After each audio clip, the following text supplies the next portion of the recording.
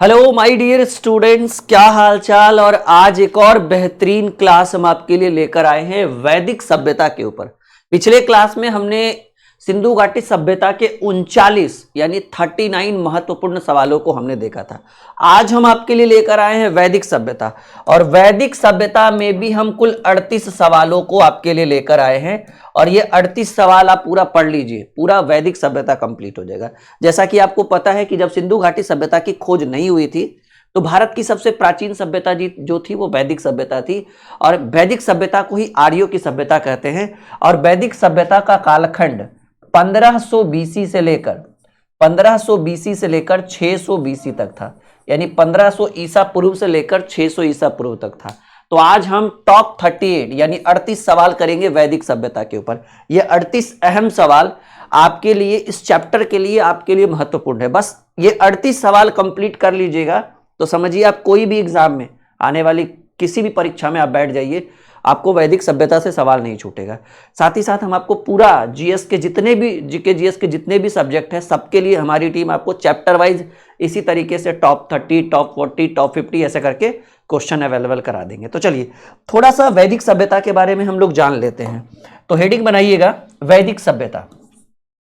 क्या हेडिंग बनाई? क्योंकि 38 सवाल तो हम करेंगे, लेकिन 2 मिनट का थोड़ा सा ज्ञान हो जाए हमें वैदिक सभ्यता के बारे में, क्योंकि जब इसके बारे में ही नहीं पता रहेगा तो इससे रिलेटेड सवालों को थोड़ा पढ़ने में मजा कम आएगा। तो देखिए वैदिक सभ्यता को पहले तो याद रखिएगा कि ये आर्यों के द्वारा शुरू की गई थी सभ्यता थी, इसलिए इस सभ्यता को हम आर्य सभ्यता भी कहते हैं। तो वैदिक सभ्यता 1500 ईसा पूर्व से शुरू हुआ था, और 1500 ईसा पूर्व से लेकर सीधे सीधे 600 बीसी का मतलब हुआ ईसा पूर्व, ठीक है, 600 ईसा पूर्व तक चला था। वैदिक सभ्यता को जो है पूरे 2 भागों में बांटा गया था। पहला भाग जो था वो ऋग वैदिक काल के नाम से जाना जाता था। कौन सा भाई? ऋग वैदिक काल। वैदिक सभ्यता का जो पहला कालखंड था वो ऋग वैदिक काल था, जो 1500 बीसी में शुरू हुआ था और 1000, जी हाँ, सिर्फ 1000 बीसी तक चला था ऋग वैदिक काल। और वैदिक सभ्यता का जो दूसरा काल था वो था उत्तर वैदिक काल। लोहे का खोज जो है वो उत्तर वैदिक काल में हुआ था, ठीक है ना। तो वैदिक सभ्यता का जो दूसरा कालखंड था वो था उत्तर वैदिक काल। ये जहां से ये खत्म हुआ 1000 ईसा पूर्व से उत्तर वैदिक काल स्टार्ट हुआ, और 600 ईसा पूर्व तक ये उत्तर वैदिक काल चला। इसीलिए वैदिक सभ्यता को सीधे 1500 बीसी से 600 बीसी तक बोला जाता है। याद रखिएगा ये एक ग्रामीण सभ्यता थी, ये एक ग्रामीण सभ्यता थी। ये सभ्यता आर्यों के द्वारा शुरू की गई थी, इसलिए इस सभ्यता को आर्य सभ्यता भी कहते हैं। इस सभ्यता का मतलब इस सभ्यता में गाय जो है वो सबसे प्रिय था, सबसे बड़ा धन जो था वो गाय था। पशुपालन इस सभ्यता की सबसे बड़ी मतलब मेन मुख्य कार्य जो था पशुपालन था। भोजन के रूप में गाय के दूध से बनी चीजों का ज्यादा, जैसे खोबा, मावा, मिठाई जो भी है, इस सभ्यता की मुख्य विशेषता थी। इस सभ्यता की बात करें तो लोहे की खोज जो है वो आपको उत्तर वैदिक काल में हुआ। इसी में आपको वैदिक सभ्यता में 4 वेद पढ़ना है, ऋग्वेद, सामवेद, यजुर्वेद, अथर्ववेद। अथर्ववेद बाद वाला वेद होता है। ऋग्वेद, सामवेद और यजुर्वेद जो 3 वेदों का मिश्रण होता है उसको त्रयी कहा जाता है। तो बहुत सारी चीजें, वेद 4 होते हैं, पुराण, सब कुछ एक एक चीज हम आज इस क्लास में करेंगे। लोहे की खोज इसमें हुआ था। इसी सभ्यता के बाद पूरा हिंदुस्तान जो है वो 16 महाजनपदों में विभाजित हो गया था, ठीक है ना, जिसमें महामगध जनपद का आपने नाम सुना होगा। तो इसी सभ्यता के पतन के बाद, वैदिक सभ्यता के बाद पूरा हिंदुस्तान जो है वो कितने भागों में विभाजित हो गया? 16 बड़े बड़े महाजनपदों में विभाजित हो गया, जिसमें मगध महाजनपद जो था वो सबसे महत्वपूर्ण था। और कलिंग सम्राट अशोक के कारण कलिंग महाजनपद जो है वो प्रसिद्ध हो गया, क्योंकि अशोक जो है वो उस महाजनपद को नहीं जीत पाया। तो बहुत सारी चीजें आज हम वैदिक सभ्यता में हम पढ़ेंगे, बहुत मजा आएगा। याद रखिएगा सिंधु घाटी सभ्यता एक नगरीय सभ्यता थी, जबकि ये वैदिक सभ्यता एक ग्रामीण सभ्यता थी। ये बहुत कुछ इसमें हम पढ़ेंगे। गाय जो है वो इनका प्रिय पशु था, साथ ही साथ गायों की चोरी, गायों के लिए युद्ध होता था, ठीक है। और जिनके पास जितना ज्यादा गाय होता था वो इस सभ्यता में उतना धनी व्यक्ति कहलाता था। इस सभ्यता में सब कुछ सही चल रहा था, लड़ाई झगड़ा मारपीट कर्मकांड इस सब ऋग वैदिक काल में नहीं था। लेकिन जैसे ही उत्तर वैदिक काल का आरंभ हुआ, लड़ाई झगड़ा मारपीट, क्योंकि इस काल में लोहे की खोज हो गई थी, तो लड़ाई झगड़ा मारपीट युग यज्ञ हवन ये सब होने लगा। उसके बाद जो है वो पूरा हिंदुस्तान 16 महाजनपदों में विभाजित हो गया। तो सीधे सीधे हम सवालों की बात की जाए, ठीक है। तो पहला ही सवाल आपके लिए इंपॉर्टेंट है वैदिक सभ्यता से। तो पहला प्रश्न जो आपके स्क्रीन पर है क्या कह रहा है कि सूची 1 और सूची 2 से सुमेलित कीजिए और चुनिए कि नीचे दिए गए कूट के सही उत्तर का चयन करिए, ठीक है। देखिए कुछ दिमाग नहीं लगाना है, बस सिंपल याद रखिए कि अथर्ववेद जो है, देखिए वेद 4 वेद, ऋग्वेद, सामवेद, यजुर्वेद, अथर्ववेद। अथर्ववेद जो होता है वो सबसे बाद वाला वेद होता है। तो अथर्ववेद जो होता है वो सबसे बाद वाला वेद होता है। तो अथर्ववेद का संबंध जो है वो औषधि से है, हमेशा याद रखिए, औषधियों से संबंध है अथर्ववेद। ऋग्वेद की बात करें तो ईश्वर की महिमा का वर्णन किया गया कि कौन सा भगवान कितने प्रिय है। इस सबसे प्राचीन वेद ऋग्वेद है और सबसे महत्वपूर्ण वेद भी ऋग्वेद है। यजुर्वेद में जो है, जैसे देखिए सामवेद को संगीत का जनक बोला जाता है, सामवेद को, और यजुर्वेद में बलिदान की विधि, समस्या, इन सब चीजों के बारे में, और भी लड़ाई झगड़ा ये सब जो है, यज्ञ हवन, ये सब यजुर्वेद का देन है। तो 1 का 3, 2 का 1, 3 का 2, 4 का 4, ये आपके प्रश्न का उत्तर हो जाएगा। B is the right answer. तो पहला ही क्वेश्चन थोड़ा तगड़ा था नहीं, और याद रखिएगा ये 38 सवाल आप कर लीजिएगा ना, बस 38 क्वेश्चन आप कर लीजिएगा, आपको वैदिक सभ्यता से सवाल नहीं छूटेगा, ये मेरा वादा है। बाकी आप लोग वीडियो लाइक और शेयर करिएगा। इससे पहले हमने एक वीडियो बनाया था सिंधु घाटी सभ्यता पर, बहुत सारा प्यार मिला आप लोगों का, बच्चे उस वीडियो को बहुत पसंद कर रहे हैं, और उम्मीद है कि ये भी वैदिक सभ्यता वाला भी आपको पसंद आएगा। पुराणों की संख्या, सबसे पुराणों की संख्या जो है बाबू वो 18 है। और आपसे बोलेगा कि सबसे प्राचीन एवं प्रामाणिक पुराण, तो सबसे प्राचीन एवं प्रामाणिक पुराण जो है, सबसे प्राचीन एवं प्रामाणिक पुराण जो है वो कौन है? तो कहेंगे सर प्राचीन पुराण जो होगा वो मत्स्य पुराण होगा। मत्स्य पुराण बड़ा इंपॉर्टेंट सवाल है जी। देखिए पुराणों की संख्या 18, सबसे प्राचीन एवं प्रामाणिक पुराण मत्स्य पुराण। पुराणों के संकलनकर्ता जो है महर्षि लोमहर्ष एवं उग्रश्रवा, 2 व्यक्ति का नाम आता है कि पुराणों के रचयिता कहिए, संकलनकर्ता बोलिए तो महर्षि लोमहर्ष एवं उग्रश्रवा, ठीक है, लोमहर्ष एवं उग्रश्रवा बोलिए, कॉपी में नोट करिए। पुराणों की संख्या 18, सबसे प्राचीन एवं प्रामाणिक पुराण मत्स्य पुराण, नाम सुना होगा आपने। पुराणों के संकलनकर्ता या कहिए रचयिता महर्षि लोमहर्ष एवं उग्रश्रवा, ठीक है। वेदों के वेद व्यास, महर्षि द्वैपायन वेद व्यास, वो वेद वाला में आएगा। यज्ञ संबंधी विधि विधानों का ज्ञान जो होता है वो कहां मिलेगा? तो भाई यज्ञ संबंधी विधि विधानों का जो ज्ञान अभी अभी हम बोला है कि यज्ञ संबंधी विधि विधान जो है ये यजुर्वेद में, और तंत्र मंत्र जादू टोना अथर्ववेद में, तंत्र मंत्र जादू टोना अथर्ववेद में, यज्ञ हवन ये सब यजुर्वेद में, समझ रहे ना। प्रजापति सभा और समिति प्रजापति की 2 पुत्रियां है अथर्ववेद में, ये सब चीजें हम आगे पढ़ेंगे। तो यज्ञ संबंधी विधि विधानों का जो ज्ञान होता है वो कहां मिलेगा? यजुर्वेद में। देखिए एक जो होता है वो त्रयी होता है, त्रयी में 3 वेदों को रखा गया है। त्रयी में रखा गया है ऋग्वेद को, सामवेद को और यजुर्वेद को। इन तीनों के यजुर्वेद ये इन तीनों के मिश्रण को क्या कहा जाता है भाई? कहेंगे सर त्रयी। आपसे एग्जाम में पूछ सकता है, हो सकता है आज भी ये क्वेश्चन आ जाए कि कौन सा वेद त्रयी के अंतर्गत नहीं आता है, ये पूछेगा। ये नहीं बोलेगा कौन कौन होता है, कहेगा कौन सा वेद त्रयी के अंतर्गत नहीं आता है, तो कहिए सर अथर्ववेद जो है वो त्रयी के अंतर्गत नहीं आता है, ठीक है। अगला सवाल, आध्यात्मिक ज्ञान के लिए विषय में नचिकेता और यम, जो नचिकेता है और यम है, जब आप वैदिक सभ्यता पढ़िएगा तो आपको नचिकेता और यम की कहानी सुनने को मिलेगा। तो नचिकेता और यम जो है उन दोनों के बीच जो संवाद हुआ, वार्तालाप हुआ, बातचीत हुआ, वो कौन से उपनिषद में इसका वर्णन है? तो कहेंगे सर इसका वर्णन जो है वो कठोपनिषद में है। किसमें है?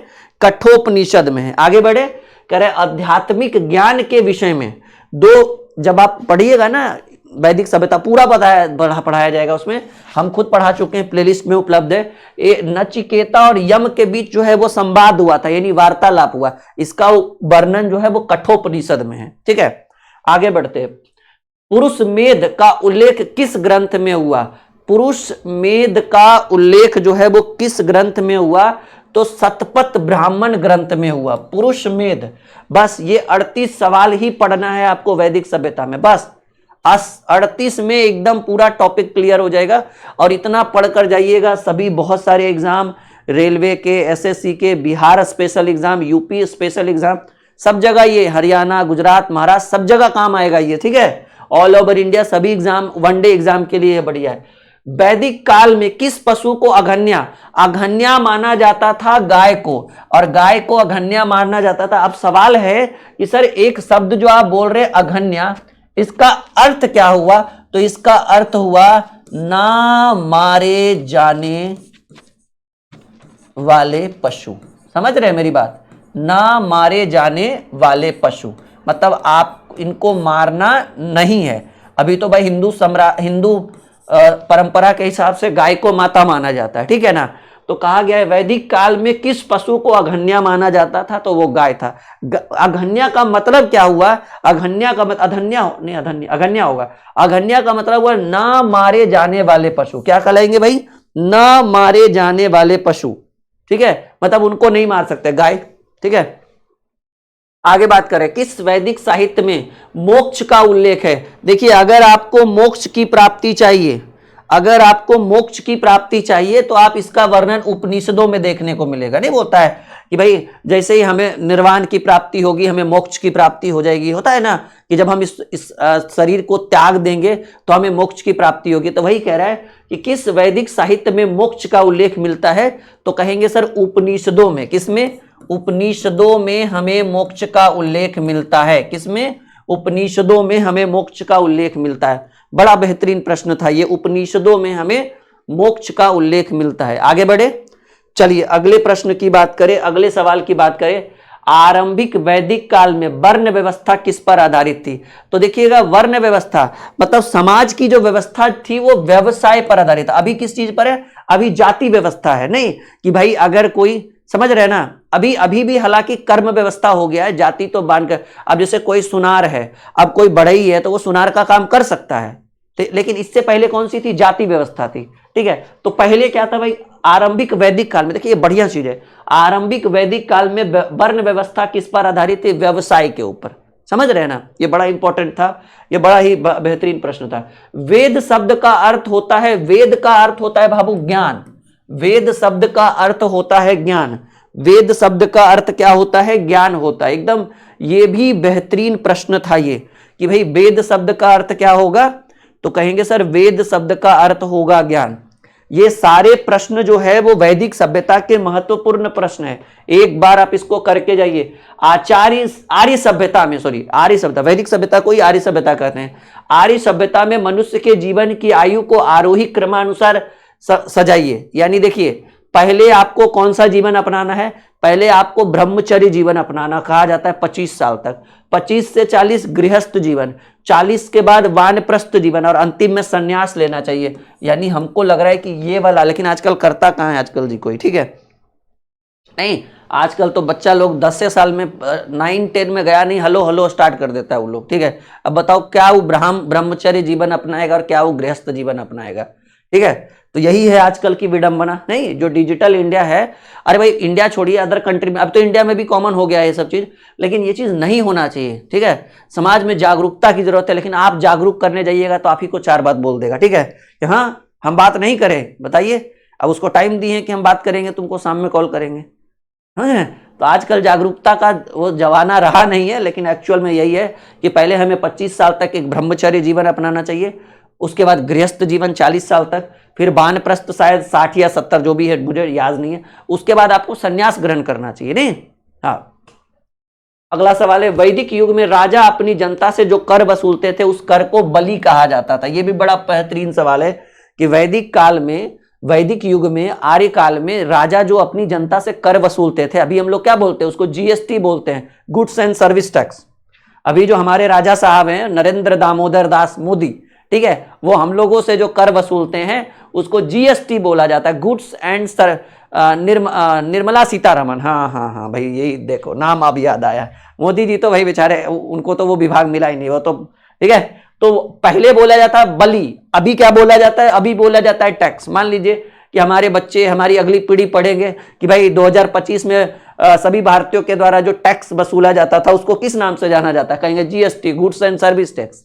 ठीक है चलो अगला सवाल देखो भाई, सवाल अच्छे अच्छे हम लेकर आए, हम खुद से सवाल सेलेक्ट करते हैं कि हाँ मुझे ये वाला सवाल क्लास में करना है, ये बात याद रखना। हम इसके ऊपर आधा घंटा रोज टाइम देते हैं।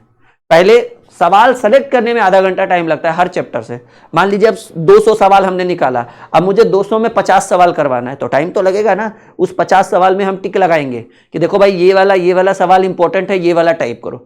फिर टीम हमारी टाइप करती है, उसके बाद हम आपको पढ़ाते हैं। ठीक है, कह रहे वैदिक देवता इंद्र के विषय में निम्नलिखित कथनों पर विचार करिए। नीचे दिए गए कुछ बात हम देखिए। इंद्र को कहा गया झंझावात के देवता, पापियों को दंड देवता, वर्षा के देवता और नैतिक व्यवस्था। देखिए इंद्र जो थे वो झंझावात के देवता है। ठीक है, वो बिजली कड़कता है ना, झंझावात होता है उसका। और वर्षा के देवता है, बस यही दो। पापी को दंड देना उनका काम नहीं है, नैतिक व्यवस्था को संरक्षण करना उनका काम नहीं है। एक और तीन, D is the right answer. तो इंद्र जो है वो वर्षा के देवता है और झंझावात के देवता है। बस बाकी बात की बात करेंगे। ठीक है, चलिए आगे बढ़े। देखिए ये हमारा एप्लीकेशन है, अगर आप इसका पीडीएफ पूरा चाहते हैं तो ऐप पर जाइए, हम बहुत जल्द आपको पीडीएफ उपलब्ध करा देंगे चैप्टर वाइज। और यहाँ पर आपको बहुत सारे नोट्स, बहुत सारे पीडीएफ। अभी महा ऑफर चल रहा है, नया साल आने वाला है ना, 2 जनवरी तक महा ऑफर चल रहा है। तो आप हमारे ऐप को जरूर इंस्टॉल करिए, प्ले स्टोर में सर्च करिए ड्रीम क्लासेज ऑफिशियल, और नहीं तो आपके वीडियो के डिस्क्रिप्शन में ऐप का लिंक है। ऐप को इंस्टॉल करिए, रजिस्टर करिए। और अभी 2 जनवरी तक अगर आप कोई भी बैच परचेज करते हैं तो आपको लगभग 60% का डिस्काउंट दिया जाएगा। तो फिर पीछे क्यों हटना, आगे बढ़ना है। नहीं, ऐप इंस्टॉल करिए, रजिस्टर करिए। निम्नलिखित में से किन 3 वेदों को, देखिए आ गया वेद त्रयी के नाम से जाना है, हम इस पर चर्चा भी कर रहे थे। ऋग्वेद, सामवेद, अथर्ववेद, नहीं अथर्ववेद नहीं, ऋग्वेद, सामवेद, यजुर्वेद। त्रयी के अंतर्गत ऋग्वेद आता है, सामवेद आता है, यजुर्वेद आता है। इन तीनों को मिक्स करके हम लोग कैसे 3-4 चैप्टर को मिक्स करके मैराथन लगाते हैं, वैसे ये ऋग्वेद, सामवेद और यजुर्वेद का मिश्रण को त्रयी कहा जाता है। हमसे पूछा जाएगा त्रयी में कौन नहीं है, कहेंगे सर अथर्ववेद जो है वो त्रयी में नहीं, क्योंकि वेदों की संख्या 4 होती है, लेकिन हम त्रयी में, त्रयी मतलब 3 हुआ, तो 3 में रखेंगे ऋग्वेद, सामवेद, यजुर्वेद। अथर्ववेद को त्रयी के अंतर्गत नहीं रखा जाता है। ये सब बड़ा इंपॉर्टेंट सवाल है, अच्छे से पढ़ के जाइएगा। कब कौन सा परीक्षा में आ जाए कोई नहीं कह सकता। ठीक है, वैदिक आर्यों के प्रमुख भोजन, देखिए वैदिक, जब देखिए अगर यही सिंधु घाटी में पूछा जाता तो जौ और क्या बोल सकते थे, गेहूं और जौ बोला जाता। आर्य सभ्यता में गेहूं और जौ, कपास, ये सब मेन था। लेकिन यहां कह रहे हैं वैदिक आर्यों का प्रमुख भोजन, कहेंगे दूध और इसके उत्पादन। देखिए वैदिक सभ्यता में गाय जो है वो सबसे प्रसिद्ध, मतलब सबसे इंपॉर्टेंट चीज, अगर किसी चीज की वैल्यू होती थी गाय की होती थी। जैसे अभी क्या है भाई, अभी सरकारी नौकरी का वैल्यू है। अगर लड़का करिया कलोटा ऐसा काला है ना कि दिन में भी अगर वो नहीं दिखे ना तो उसका बिया एकदम बढ़िया लड़की सुंदर से हो जाएगा। समझ रहे ना, तो किसकी पूजा हो रही है, नौकरी की। उसका वो कलुआ है, वो हंसेगा ना तो लगेगा कि उसका पूरा 3200 दांत से लाइट जल रहा है, तो इतना कलिया रहेगा, फिर भी बिया हो जाएगा। और अगर नौकरी नहीं रहे, कितनो सुंदर है ये, कितनो एकदम आपके सामने फेयर एंड लवली पाउडर सब फैल है, कोई उपाय नहीं है। लड़की भी आजकल, ठीक है बाबू, खैर इस पर हम ज्यादा कमेंट नहीं करेंगे। यानी सीधे सीधे याद रखिए कि उस समय गाय जो है वो प्रमुख था। मतलब अगर आपके पास 1000 गाय है, किसी के पास 500 गाय है, तो आप धनी व्यक्ति है। समझ रहे, तो उस समय गाय के लिए युद्ध हो जाता था जी। एक गांव दूसरा गांव से लड़ गया, एक राजा गया एक एरिया में पूरा गाय को लूट कर लेकर चला आया। समझ रहे, मतलब जिसके पास जितना गाय वो व्यक्ति उतना धनी, वैदिक सभ्यता में। एकदम सिंपल बात है। साथ ही साथ गाय के लिए, ठीक है ना, गाय के लिए लड़ाई होता था, गाय की चोरी होती थी। ठीक है, और गाय से उत्पादित जितनी भी वस्तु, जैसे दूध हो गया, दही, छाली, मावा, जो भी हम लोग नॉर्मली कहते हैं, तो कह रहा है कि इनका प्रमुख भोजन यही था, दूध और उसके उत्पादन। अब दूध से जो बनाया जा सकता है, सिंपल बात है, आप समझदार है, क्या बनेगा। ठीक है, और हाँ, अगर आपसे पूछे कि वैदिक सभ्यता का सबसे प्रमुख मतलब प्रमुख कार्य क्या था, तो व्यवसाय था, सॉरी, पशुपालन था। ठीक है, प्रमुख पेशा क्या था? पशुपालन। लेकिन वही सिंधु घाटी में चले जाइएगा तो व्यापार और कृषि, पहला व्यापार फिर कृषि, पशुपालन एकदम अंतिम में। और वैदिक सभ्यता में आइए तो पहले पशुपालन, फिर कृषि और बाद में व्यापार। ठीक है, तो ये सब छोटा छोटा चीज। सबसे प्राचीन वेद, सबसे प्राचीन वेद ऋग्वेद, उसके बाद सामवेद, उसके बाद यजुर्वेद, और सबसे बाद वाला देखिए, सबसे प्राचीन वेद हो जाएगा, यही मैं लिख दूं, सबसे प्राचीन वेद हो जाएगा ऋग्वेद, सबसे प्राचीन वेद हो जाएगा ऋग्वेद, और सबसे बाद वाला वेद जो होगा, बाद वाला वेद जो होगा वो हो जाएगा अथर्ववेद। बाद वाला क्या हो जाएगा भाई? अथर्ववेद। सबसे प्राचीन ऋग्वेद और सबसे बाद वाला अथर्ववेद। बात एकदम क्लियर। फिलहाल प्राचीन पूछा है तो ऋग्वेद मानेंगे। यहां पर देखिए, थोड़ा स्पेस चाहिए हमें इसको समझाने के लिए। क्या कह रहा है भाई? सवाल कह रहा है कि सूची 1 और सूची 2 को मिलान करना है। ये वैदिक नदियां थी, कुंभा, परुष्णी, सदानीरा, सतुद्री, और इनका अभी नाम क्या, मतलब वैदिक काल में इनका ये नाम था, तो अभी क्या नाम है? तो देखिएगा, कुंभा का जो आधुनिक नाम है उसको अभी काबुल बोला जाता है। कुंभा नदी को अभी क्या बोलता है? काबुल नदी बोला जाता है। परुष्णी को रावी नदी बोला जाता है। ठीक है। सदानीरा को गंडक नदी बोला जाता है। ये प्राचीन नाम है और ये आधुनिक नाम है, गंडक नाम है। सतुद्री का प्राचीन वर्तमान नाम जो है वो सतलज बोला जाता है। जो अभी सतलज नदी है वो पहले सतुद्री था। जो रावी था वो रावी का परुष्णी, पहले परुष्णी बोला जाता था।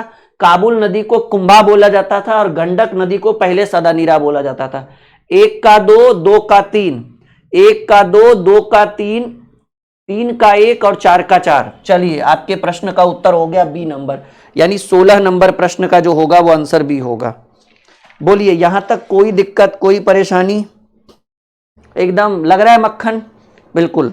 तो जितना बेहतरीन कल का सेशन था जिसमें हम सिंधु घाटी सभ्यता के सवाल लेकर आए, आज भी उतना ही इंपॉर्टेंट है, क्योंकि सिंधु घाटी सभ्यता, वैदिक सभ्यता, यहां से सवाल बहुत पूछे जाते हैं। और आप बिना लाइक और शेयर किए हुए चले गए तो भाई हमें बुरा लगेगा कि हम आपके लिए बेहतर नहीं कर पा रहे। और जितना आप सपोर्ट करिएगा, जितना ज्यादा से ज्यादा वीडियो को शेयर करिएगा, हम उतना जल्दी, क्योंकि देखिए सिंपल बात है, आप ज्यादा से ज्यादा शेयर करेंगे, ज्यादा से ज्यादा लाइक करेंगे, हमें लगेगा कि भाई बच्चे बहुत एक्टिव हो रहे हैं। सिंपल बात है, बच्चे बहुत एक्टिव हो रहे हैं, इनको जल्दी सेशन प्रोवाइड करना चाहिए, हमारी स्पीड अपने आप बढ़ जाएगी। मतलब आप चाहते हैं कि अगर हम आपको क्विक, एकदम जल्दी एक दिन में 2-2 सेशन प्रोवाइड करें, बस शेयर करते रहिए, हमारे अंदर की एनर्जी अपने आप बढ़ेगी और हमारा फायदा होगा, तो आपका तो हम वैसे भी करा देंगे, ये मेरा वादा है। तो आप चाहते हैं कि ये जो चैप्टर वाइज जो हम करवा रहे हैं ये एकदम जल्दी आ जाए, मतलब 15-20 दिन में पूरा हिस्ट्री खत्म कर दे, 1 महीने में 15-20 दिन में पॉलिटी खत्म कर दे, तो ये आपके हाथ में है। जितना ज्यादा आप शेयर कर सकते हैं, जितना ज्यादा दबा के शेयर करिए अपने दोस्तों के साथ। अवेस्ता, जिंदा अवेस्ता और ऋग्वेद में समानता है। अवेस्ता किस क्षेत्र से संबंधित है? तो ये जो अवेस्ता है बाबू, जिंदा अवेस्ता, ये ईरान की, मतलब ईरान के तरफ का एरिया का है ये सब, ठीक है ना? हाँ, ईरान से इसका संबंध है। अवेस्ता और ऋग्वेद, इसमें माना जाता है कि दोनों में बहुत सारा मतलब एकदम सिमिलर चीज है, बहुत सारी चीजें। तो ये अवेस्ता का जो संबंध है वो ईरान से है, याद रखिए। ऋग्वेद का संबंध भारत से है, ठीक है। आगे बात करें, किस वैदिक ग्रंथ में वर्ण शब्द का सर्वप्रथम उल्लेख मिलता है? तो वर्ण शब्द तो हमको लगता है कि ऋग्वेद में, वर्ण व्यवस्था, ठीक है, वर्ण व्यवस्था, जाति व्यवस्था, वर्ण शब्द जो है ये सब ऋग्वेद। देखिए, ऋग्वेद सबसे महत्वपूर्ण वेद है, सबसे प्राचीन वेद है, बहुत सारी चीजें ऋग्वेद में वर्णित है, ठीक है। हाँ, जब आप ऋग्वेद के बारे में पूरा पढ़ेंगे तो एकदम लगेगा कि हाँ कुछ अच्छा पढ़ रहे हैं आप लोग। वैदिक नदी अस्कनी की पहचान, देखिए व्यास का आधुनिक नाम विपाशा है, रावी अभी हम पढ़े थे, ठीक है। चिनाव, अस्कनी का हो जाएगा चिनाव, झेलम का नहीं, अस्कनी का हो जाएगा चिनाव, ठीक है।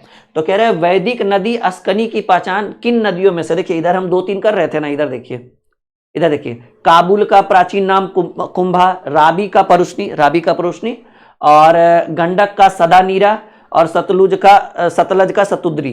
तो उसी में आपको कहा गया है कि वैदिक नदी अस्कनी का चिनाब एक्चुअली था, मतलब प्राचीन नाम अस्कनी था, अभी इसको क्या बोला जाता है? चिनाब बोला जाता है। आगे बढ़ते हैं। देखिए एक और बेहतरीन प्रश्न आपके स्क्रीन पर है, थोड़ा सा स्पेस कम कर दें हम लोग। हाँ अभी देखोगा आपको दिखेगा। ऋग्वेद, ठीक है, सामवेद, अथर्ववेद और यजुर्वेद, ये आपको बताना है फटाफट। कौन करेगा सबसे पहले उत्तर? ठीक है, तो देखिए ऋग्वेद, इधर वेद है और उधर ब्राह्मण है, तो ऋग्वेद में कौन से ब्राह्मण से संबंधित है? ऐतेई ब्राह्मण। ऐतेई ब्राह्मण का संबंध किस वेद से है? तो कहेंगे सर ऐतेई ब्राह्मण का संबंध जो है वो ऋग्वेद से है। ऐतेई ब्राह्मण का संबंध जो है वो ऋग्वेद से है। आगे बढ़े, ऐतेई ब्राह्मण का संबंध ऋग्वेद से है। ठीक है, सामवेद की बात करें तो सामवेद का संबंध जो है वो पंचविश से है। ठीक है, सामवेद का संबंध जो है वो पंचविश से है। आगे बढ़े, ठीक है, आगे बढ़े। अथर्ववेद की बात करें, 3 का क्या हो गया 4।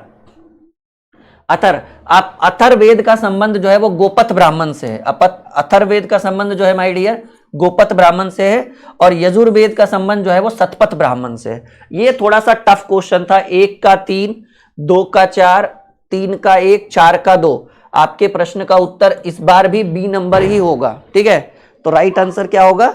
राइट आंसर जो होगा वो बी होगा।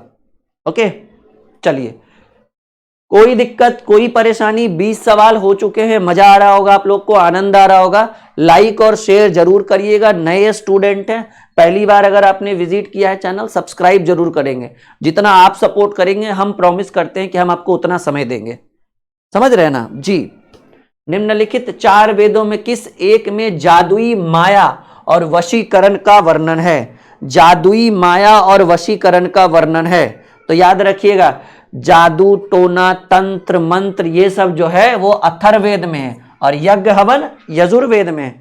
तंत्र मंत्र जादू टोना अथर्ववेद, बोलिएगा तंत्र मंत्र जादू टोना अथर्ववेद, तंत्र मंत्र जादू टोना अथर्ववेद। बाद वाला वेद अथर्ववेद, तंत्र मंत्र जादू टोना अथर्ववेद, बाद वाला वेद अथर्ववेद। कौन त्रयी में नहीं आता है? अथर्ववेद।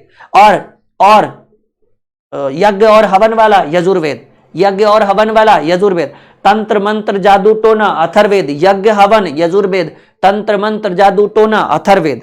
ठीक है, आगे बढ़े। चलिए, तो जादुई माया वशीकरण नहीं होता है, किसी को ऐसा सुइया भोगते हैं, जैसे नहीं देखें आजकल रील्स में क्या होता है कि ये वो सुई भोंकिएगा, मतलब उसका छोटा सा बना लिया जाता है टैटू, मतलब वो क्या बोलते हैं गुड़िया टाइप का, गुड़िया में ऐसे सुइया भोंकिएगा तो आदमी वहां चिल्लाएगा आ। ठीक है, तो ये सब कहाँ होता है? अथर्ववेद में। नहीं होता है, नहीं कहता है हमारे ऊपर भूत है, डायन है, चुड़ैल है, पिचास है, ये सब अथर्ववेद में नहीं कहते हैं।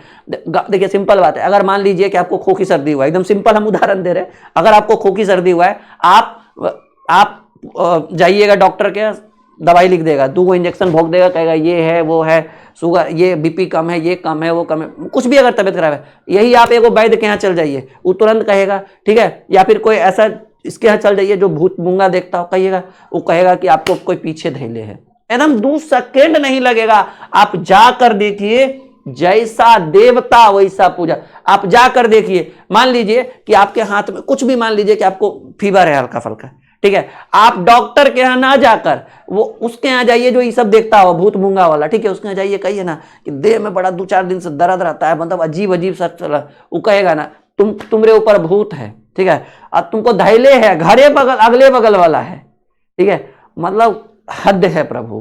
ठीक है, निम्नलिखित वैदिक देवताओं में किसे उनका पुरोहित माना जाता है? बृहस्पति को।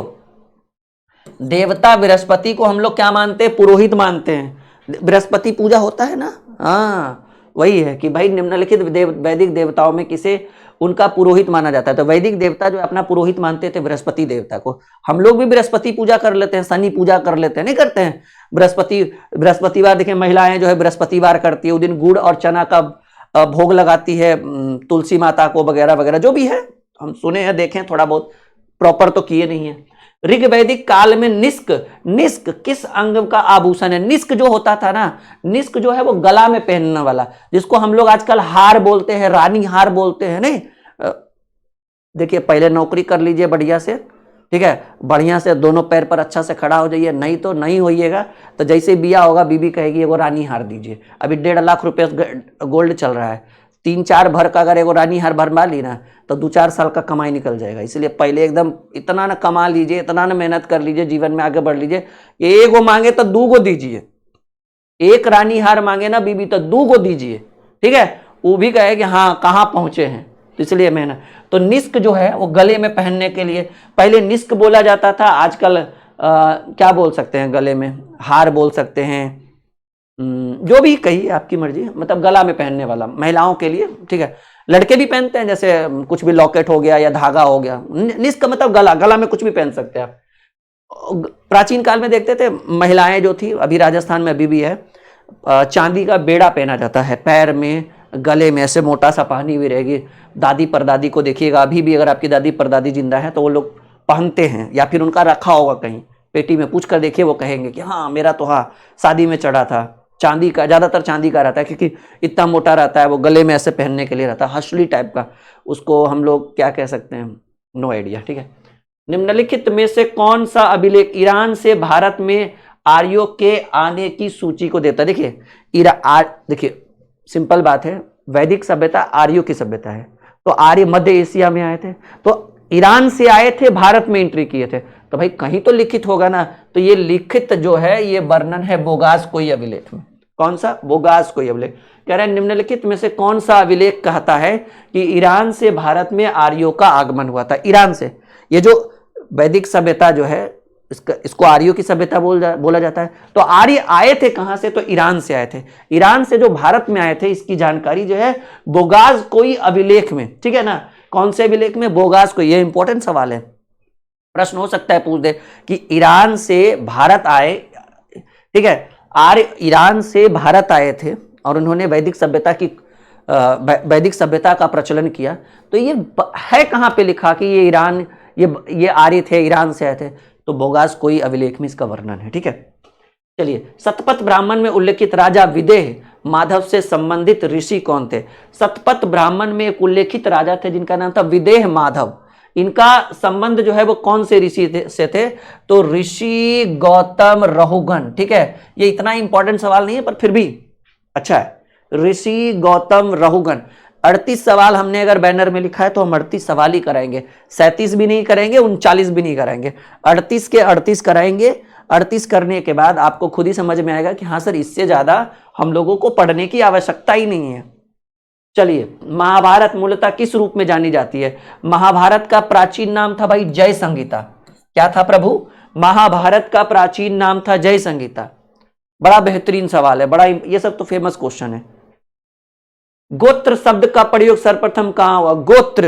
गोत्र शब्द का प्रयोग जो है सिंपल याद रखिएगा, गोत्र हो या फिर एक और क्या हम बोले थे, गोत्र शब्द तो हो गया, और एक वर्ण व्यवस्था, ठीक है। ये सब ऋग्वेद में है। अरे कुछ नहीं मिले तो ऋग्वेद, क्योंकि इतना ना बड़ा ऋग्वेद है, उसके सामने ये सब जो है सामवेद, यजुर्वेद, अथर्ववेद कुछ नहीं। अथर्ववेद तो सबसे लास्ट में आया, इसलिए कहा जाता है सबसे बाद वाला वेद अथर्ववेद को कहा जाता है। तो कुछ नहीं मिले तो ऋग्वेद को टिक लगा दीजिएगा लास्ट में। अगर तुक्का लगाना हो तो ऐसे पूरा अच्छे से पढ़ के जाइए।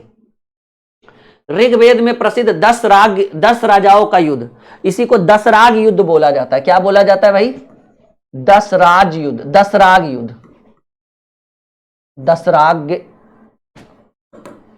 ऐसे लिखा जाता है, दशराग युद्ध, ठीक है।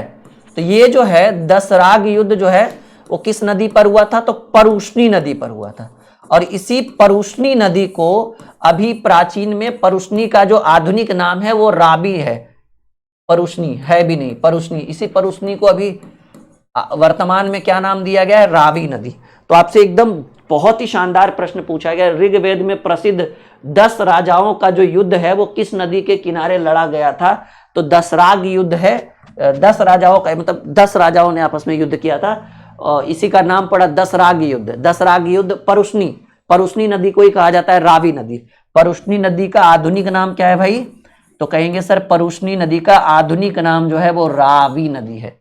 ओके, बहुत जल्द आपको पॉलिटी भी शुरू करेंगे, एकदम पहले पढ़ते जाइए, लेकिन आप लोग नीचे कमेंट में फीडबैक जरूर दीजिए, कैसा लग रहा है आप लोग को पढ़कर, अच्छे सवाल हम ला रहे हैं या नहीं, क्या कुछ नया अपडेट आपको चाहिए, कुछ क्या। देखिए, आप अपना फीडबैक जरूर दीजिए, कुछ दीजिए या ना दीजिए, आप हमारा साथ दीजिए, हम आपका साथ देंगे। आपकी सफलता हमारी पहचान, ये वादा रहा मेरा।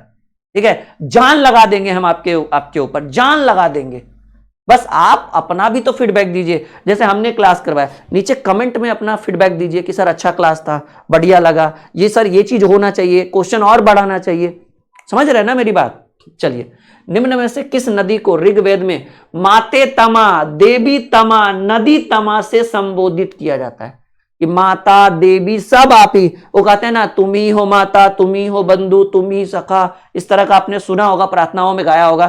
तमेव माता पिता तमेव, तमेव बंधु सखा तमेव, तमेव विद्या द्रविणम तमेव, तमेव सर्वम मम देव देवा। तो वो तो खैर बातचीत, वो तो बात अलग चीज हो गया।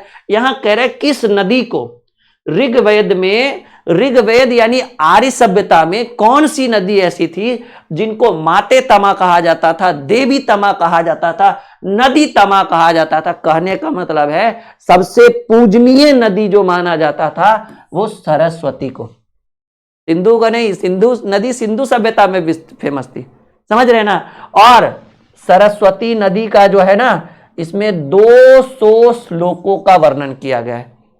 ठीक है, बढ़े आगे। अच्छा ये नहीं, अग्नि के लिए 200 हुआ है गलत मिस्टेक। चलिए, बात क्लियर हुआ? सवाल है, निम्न में से किस नदी को ऋग्वेद में माते तमा, देवी तमा, नदी तमा से संबोधित किया गया? सरस्वती नदी 100% सही है।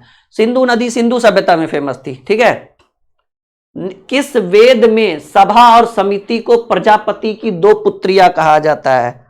बताइएगा, किस वेद में? तो देखिए, सभा और समिति प्रजापति की 2 पुत्रियां है अथर्ववेद में, तंत्र मंत्र जादू टोना अथर्ववेद में, यज्ञ और हवन यजुर्वेद में, या से यज्ञ या से यजुर्वेद। यज्ञ देखिए, एकदम बात को एकदम क्लियर रखिए, यज्ञ और हवन बोले यजुर्वेद, तंत्र मंत्र जादू टोना वशीकरण बोले अथर्ववेद, प्रजापति की सभा और समिति, सभा और समिति जैसे होता है ना लोकसभा और राज्यसभा, उसी की बात कर रहा है। उस समय सभा और समिति होता था। सभा जो होती थी वो मतलब एक एक कर करके हम आपको पूरा पढ़ाएंगे जब आप वैदिक सभ्यता पढ़ोगे, तो अभी उतना डीपली जाने की जरूरत नहीं। तो अथर्ववेद में कहा गया सभा और समिति जो थी वो प्रजापति की 2 पुत्रियां थी अथर्ववेद में। अथर्ववेद बाद वाला वेद है, ये त्रयी में नहीं आता है। ठीक है, तो आपके प्रश्न का उत्तर डी हो जाएगा। आर्यवेद, आयुर्वेद अर्थात जीवन का, विज्ञान का उल्लेख सर्वप्रथम किसमें मिलता है? आयुर्वेद जो है ना, वो अथर्ववेद का जो है उपवेद होता है। अथर्ववेद का जो उपवेद होता है वो आयुर्वेद होता है, और आयुर्वेद अर्थात जीवन के विज्ञान का उल्लेख, ये अथर्ववेद में इसका उल्लेख है। ठीक है, आयुर्वेद अर्थात जीवन का उल्लेख, विज्ञान का जीवन का उल्लेख सर्वप्रथम मिलता है अथर्ववेद में मिलता है। बढ़े आगे, मजा आ रहा है? चलो, वैदिक युग में प्रचलित लोकप्रिय शासन प्रणाली, हाँ देखिए, वंश परंपरा राजतंत्र था। वंश परंपरा के आधार पर राजतंत्र की प्रणाली होती थी प्राचीन काल में।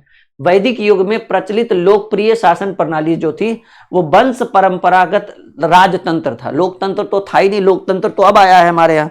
ठीक है ना, वैदिक क्या, वंश परंपरा राजतंत्र। चलो आगे बढ़ते हैं। ऋग्वेद में सर्वाधिक संख्या में मंत्रों का संबंधित है, तो ऋग्वेद में अग्नि के लिए ना, हाँ ये तो बिल्कुल सही होना चाहिए, अग्नि के लिए या इंद्र के लिए।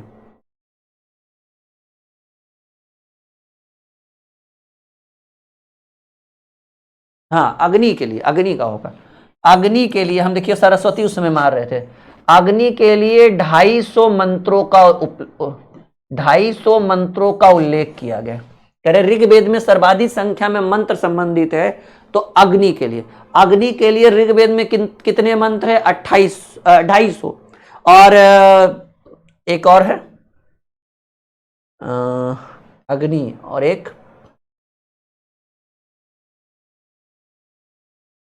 इंद्र के लिए। इंद्र के लिए 200 मंत्र, इंद्र के लिए 200 मंत्र। याद रखिएगा, ऋग्वेद में सर्वाधिक मंत्र किसके लिए प्रयोग हुआ है? तो अग्नि के लिए कितने मंत्रों का? 250 मंत्रों का। और देवता इंद्र के लिए 200 मंत्रों का प्रयोग किया गया है। ठीक है, तो सबसे ज्यादा अग्नि हो गया, 250 मंत्रों का प्रयोग है। निम्नलिखित में से पूर्व वैदिक आर्यों का सर्वाधिक लोकप्रिय देवता जो थे वो भगवान इंद्र थे भाई, भगवान इंद्र थे। सबसे प्रिय देवता वैदिक सभ्यता में सर्वाधिक प्रिय देवता जो थे वो भगवान इंद्र थे। और सिंधु घाटी में माना गया है कि वो लोग सबसे जो प्रिय थे ना वो भोलेनाथ थे भाई।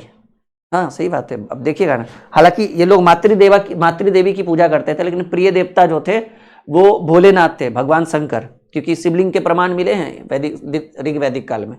और वैदिक सभ्यता में इंद्र थे सबसे प्रिय देवता।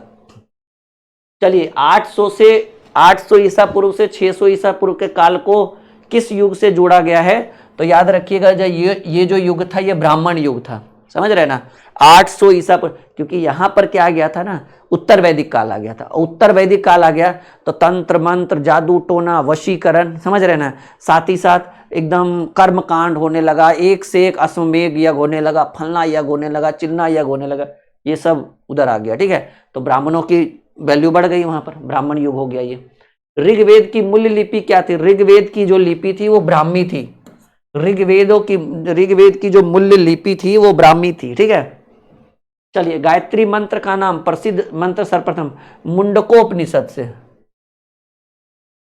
अच्छा वेद पूछ रहा है, ऋग्वेद। गायत्री मंत्र जो है वो ऋग्वेद से लिया गया ये मंत्र है। ठीक है ना। ओम भूर्भुवः स्वः तस्य वितुर्वरेण्यं भर्गो देवस्य धीमहि धियो यो नः प्रचोदयात्। ठीक है, ये कहां से लिया गया? ऋग्वेद से लिया गया। आखिरी सवाल, वैदिक नदी कुंभा का स्थान?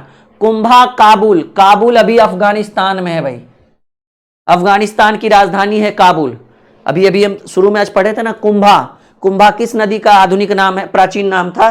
तो कहेंगे सर काबुल का। काबुल कहाँ है? अफगानिस्तान की राजधानी है काबुल। ठीक है, तो उम्मीद है कि ये वैदिक सभ्यता का ये सेशन आपको बहुत मजा आया होगा। एक और सेशन जैन धर्म और बौद्ध धर्म के ऊपर अगला लेकर आ रहे।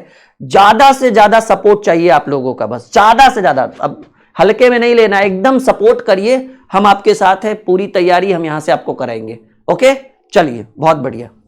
बाकी प्लेलिस्ट अवेलेबल है जिसमें पूरा डीपली एंशिएंट और मिडाइवल चल रहा है। ठीक है।